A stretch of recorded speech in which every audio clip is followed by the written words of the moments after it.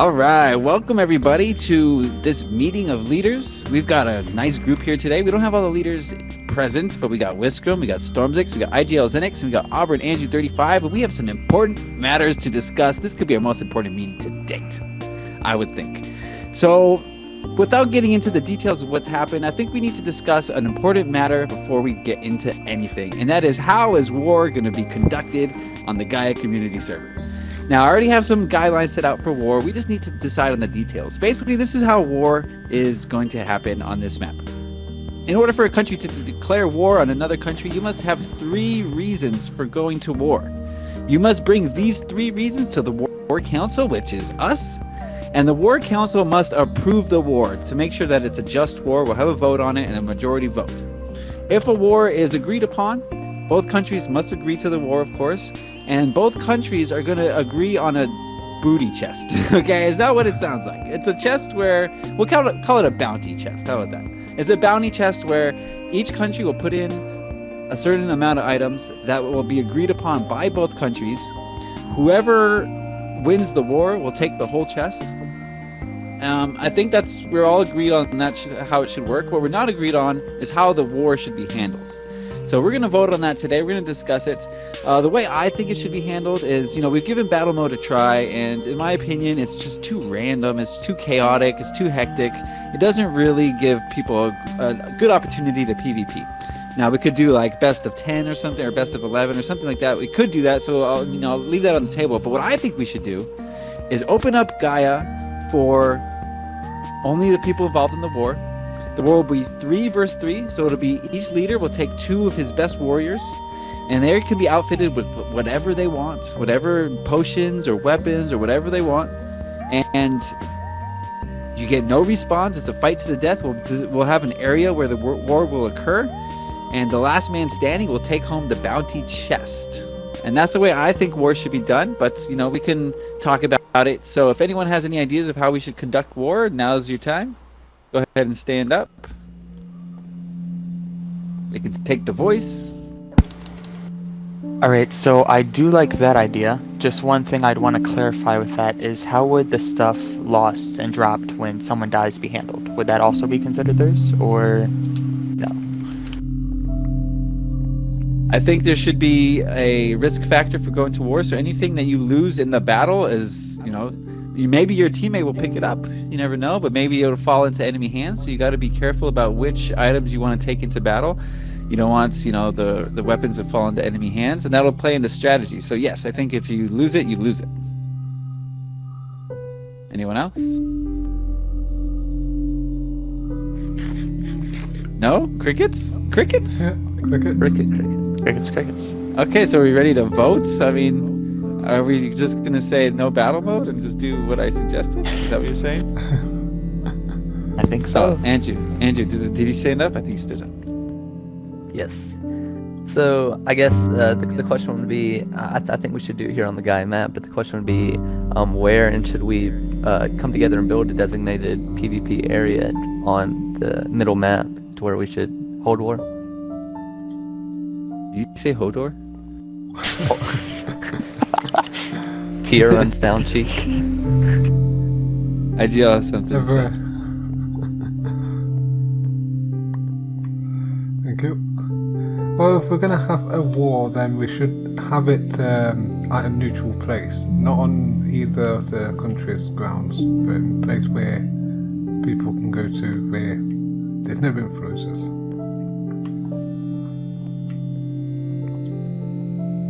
I'd say, yeah, I think it should occur on one of their maps, though. I think if they're bordering countries, it should happen somewhere near the border, so the battle could spill onto either side. We'll have to say, no destroying structures. I think that would be fair to say, because we don't want structures to get broken. If they're not bordering countries, then maybe we'll choose a country for it to happen. Maybe the country that has the most open space and just have it there. But I don't think people should have to lose their stuff because of war that they built. But they should lose their armor and weapons. What if they find a place and stole the stuff from the chests? Yeah, no chests. No opening chests. Yeah, no opening chests too. I mean, that goes without saying. Yeah, I think to avoid any advantage as well as like chests or people doing stuff that they're not supposed to in war, I think that we should, we have a big open area still left on the middle map that's not Reichel. I think we should use some of that area as where we possibly do the war, maybe mark it off. Anybody? Yeah, that's a good idea. I think we should do it on a case-by-case basis. For instance, Whiskram and Stormzix kind of border each other, so if they were to get into a war, God forbid, then, they could have it on their border somewhere, I think. That would make sense to me. What about the Nether?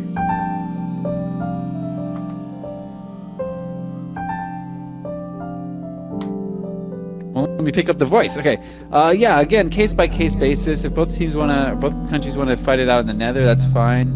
But, gas is going to be a huge factor, and also all the mobs. So if I was engaged in war, I wouldn't do the Nether.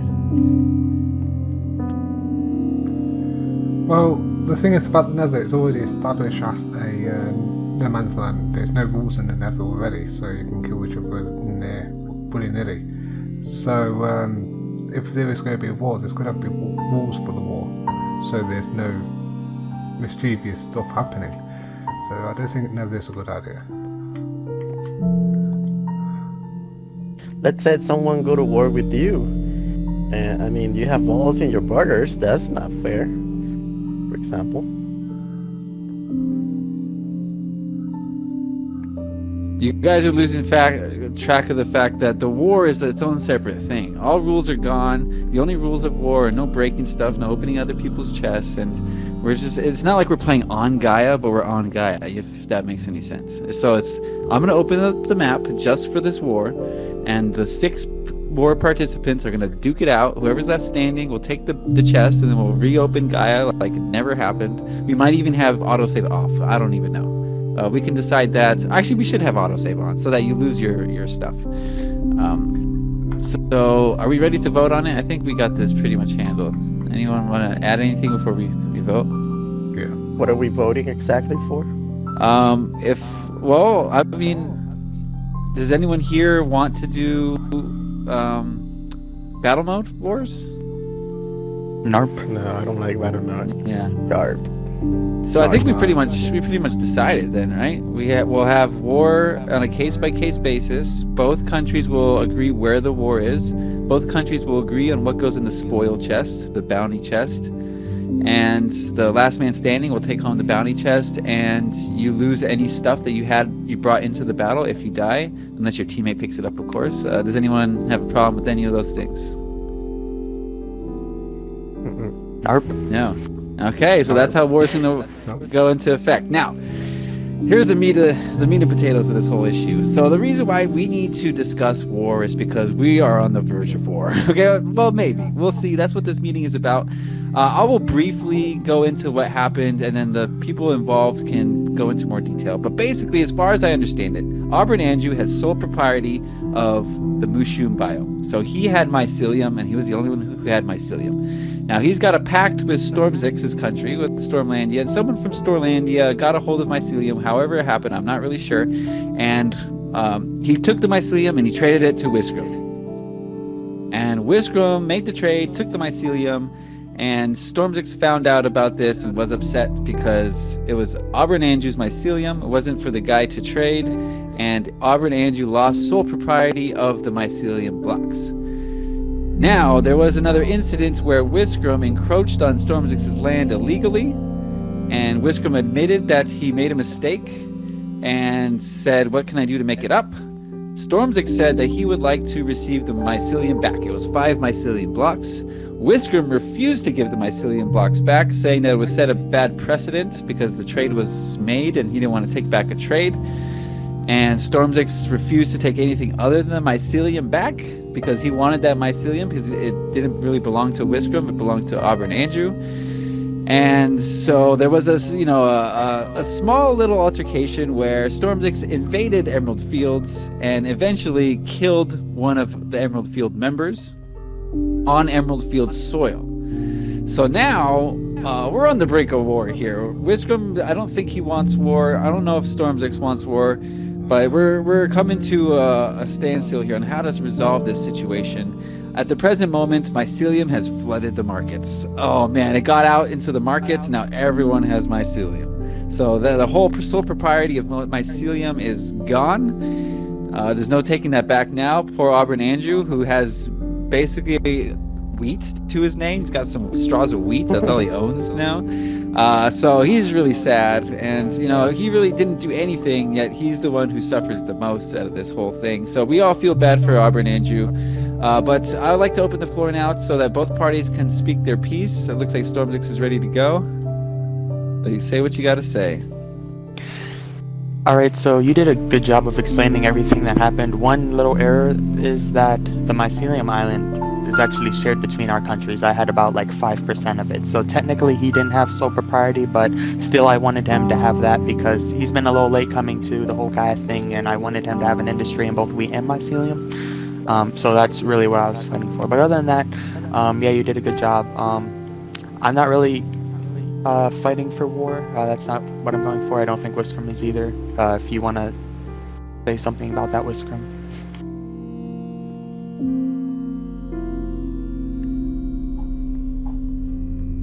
Well, I don't hear any apologies from the whole situation, or I'm not hearing anything or solution wise. But my citizens wants to go to war with you. Tell you that.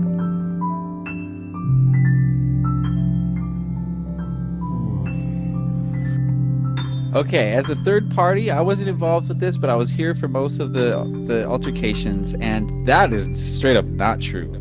There was many different solutions offered to both Wiscom and Stormzix. Which I said that Wiscom should sell back the mycelium for a super inflated price. That way he gets a huge profit from it, and Stormzix and Andrew get their mycelium back, and everyone's happy. But ego got in the way. I will say ego got in the way, and Wiscom absolutely refused to do that, to make any sort of compromises. I hate to take sides in this endeavor. I'm not really taking sides, but from where I'm standing, there was a lot of refusal on Wiscom's part to compromise in any way, any shape or form. Just flat out refusal to compromise. All right, he's got to talk, so here we go. All right, so this is what's happening. He doesn't want to go to war. My citizens wants to go to war, but let's say I don't want to go to war, so this thing will drop off. But then this guy over here is getting away with everything. So everyone can do whatever they want and get away with everything. That's what's going on. And I'm really mad about it. First of all, I'd like to know in what reality, when your citizens vote for war and then the dictator says no war. I don't know how that works. Can someone explain that, first of all? Second of all, I mean, I understand where Stormzix is coming from, and he was unwilling to compromise as well. I mean, he like, you offered a lot of things to rectify the whole invading of his country thing, and he refused to accept anything but the 5 mycelium. So, yes, you're both very uncompromising. It was what? Trespassing and invading is a whole different thing. Yeah. Okay. Well, yeah. Well, I He mean, I don't invaded know. my country. Yeah. I didn't. Okay. Fine. Trespassing. All right. So I think on both sides of the fence, there's a lot of failure to compromise and a lot of ego involved. You know. So I don't know where we stand right now, but I don't think it's fair to say that Stormzix was being unreasonable, because you were offered by Solid and by me several ways to conclude this, and your refusal to compromise started Stormzix's invasion, and then it just escalated from there. People were killed, people lost their stuff, and we're on the brink of war here just because two people aren't willing to compromise. The way I see it is Wiscom saw the opportunity to gain sole propriety, or not sole propriety, but to have a piece of the mycelium trade, and he refused to give that up. It wasn't because you wanted mycelium, because you could have just bought some for a large price, yes. So you wanted to save money, I guess. I don't know what the deal was, but Stormzix, are you willing to talk here? Yeah. So, first of all, with the whole invading thing, invading means you're going in with the intention to kill. And while I did kill while I was there, that was not my intention. My intention was to do That's a just prank. what you did. Wait, my intention was to do a prank just like you were planning on doing. And then when I was encountered by Sage threateningly, I wasn't sure how to respond to that because that had never happened before. I wasn't sure if I was allowed to attack back or if I wasn't. I made the choice to attack back. And so that's what happened. It wasn't intentionally So trying to go over there to kill him. You went into my country and killed one of my citizens. That's the fact. You have the voice? Mm-mm. And second of all, Wow. yeah, I feel like I was being a lot more generous with my offers. Not generous, but I was offering a lot more than you were. You were offering things that would solely benefit you. And the whole What? problem with all this How? was it was things that you were willing to give up as if they didn't mean anything to you. And that would end up with like you What? getting your way, both with trespassing and then getting out with whatever consequence you Here, felt was here. right. So we offered a That's lot a of good things that you didn't think was right, like the Silk Touch books. That was another thing that I offered, and lots of different Here we ways to go get the again. mycelium thing. These are, you call it butthurt, but it's things that we know you wouldn't want to give up. You're offering your own consequence, which we didn't think was fair. Alright. I didn't want to do this, Let him but talk. Let him talk. Go ahead. alright, for the viewers, just for the viewers, this is exactly what happened. Somebody did an illegal trade for mycelium to my country. I didn't know. That was not my problem, and it's not my fault. I should not pay the consequences for it. Second of all, there was a trade for 2 Silk Touch books, which more than one person, Stormix, another person, and I were interested in. So Ro, from your country, did the thing, and then I did a counter offer. Nobody responds. I asked him, so you agree? He said yes. He keep his word, and this guy over here got butthurt about it because he didn't say anything, and now why do I have to pay the consequences again? You know, and Ro should say no, or let's hear the other guys, but he didn't. And then why do I have to pay the consequences in all this dilemma? Again, he did a prank on me, and I thought that he trespassed my country, and I didn't say anything about it. So I was gonna prank him back. So I crossed into his country. My guys get caught up. So okay, that's fine. And I tell them, do whatever you want with them, because they got caught up. They trespassed into your country. If you want to kill them or whatever, you can. I mean, I'm not gonna say anything about it. I was being nice about it. So whenever this dilemma happens, and they brought it up, so he explained to me that he didn't trespass my country, and I thought about it, and he was right. You know, he didn't. He was in the corner of Rigel, and I thought that was part of in my land. So I come to him and said, you're right. So I did trespass illegally. I mean, I didn't. I tell them to do it. But anyway, it was my fault because I said, yes, go ahead.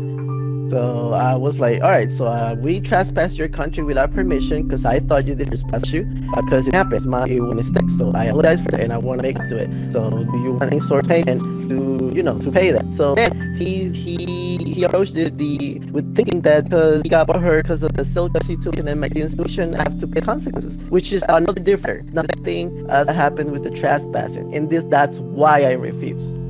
I couldn't give him the Silk Touch book back, which I didn't care, but I did because he was butthurt about it. There's many other options that he can go, but no. And then he wants me to give all the mycelium that I legally have. That it was a legal thing that I did. It wasn't illegal. It wasn't my fault. Why do I have to pay the consequences about it? So it's like asking another person, I want everything that you have from this item, so you don't have nothing. So again, who is the ego here? Who is the guy with the ego? Not me. I offered many solutions. He didn't got it. He just wanted the mycelium at the Sick Dutch books. Wow, that was the world's longest sentence. All right. Here's the heart of the issue, Wiscom, that you're not understanding. Yes, it wasn't your fault that the trade for mycelium was made to you. Okay, but you're not understanding that there was a misunderstanding within Auburn, Andrew, and Storm's country. Okay, Yeah. and the Not my trade was fault. made. That's not your fault. But you're not being very empathetic here. Auburn Andrew has no one in his country right now. 0 citizens. He's all by himself. He plays as much as he can, but it's not a lot. Okay, and all he has really is mycelium and wheat. Okay, and you basically have the largest country. You spend the most time online. You're the most developed. You can live without mycelium, but you absolutely Sure. refused to make the situation right for this poor guy, which shows a lack of empathy, a lack of understanding, a lack of camaraderie. You're playing this game like you're an evil dictator, which you've proven time and time again. I mean, your citizens even made a vote, and you just said, "Nah, I don't care what you voted," and did the other thing. So I mean, you're just Not proving really. that you don't care about other people's feelings. You don't care about making things right with other people. You're just worried about yourself, very egotistical, very selfish. And that's why I propose at this time that we have a 1 month long trade embargo with Emerald Fields. I think that we need to show Wiscom that he really depends on us and he needs us. And by refusing to trade with him for 1 month, I think he will feel the effects of losing our business. And the more people that engage in this embargo, the more effective it will be. So I need to hear your thoughts on this 1 month trade embargo. Anyone? Hello guys, Xenix here. I hope you enjoyed part 1 of this leader meeting. If you did enjoy it, be sure to smash that like button and also tune in next time for part 2 of this meeting, where we are going to be discussing more stuff and find out what happens with Whisker and Stormzix. Wow. Okay. So, I'll see you guys next time.